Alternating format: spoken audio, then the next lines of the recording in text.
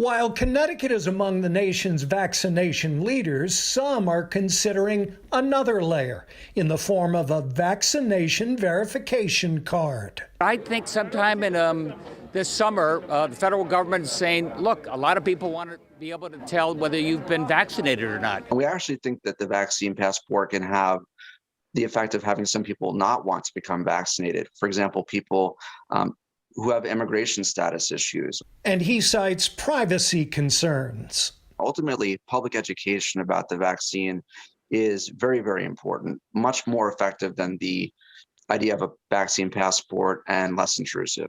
The governor says he thinks the private sector will actually take the lead. Some of the restaurant owners would like to be able to say, hey, this area is reserved for people who have been vaccinated. I talked to the governor directly last week about it. That's Scott Dolch of the Connecticut Restaurant Association, who says the last thing we should be doing is mandating it in restaurants. Because then I think you have the challenges of, oh, well, I'm here with a party of 5, but, oh, this person doesn't have 2 vaccines.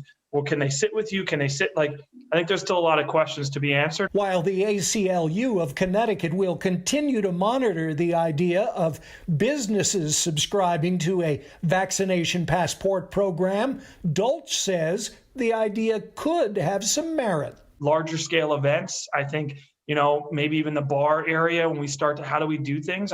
And the good thing is every single week, we see tens of thousands of more people with another shot in the arm. The governor also noted today that some cruise lines have decided to launch vaccinated people only cruises. I'm Tony Terzi, Fox 61 News. All right, Tony, thank you. We have some breaking news out of COVID.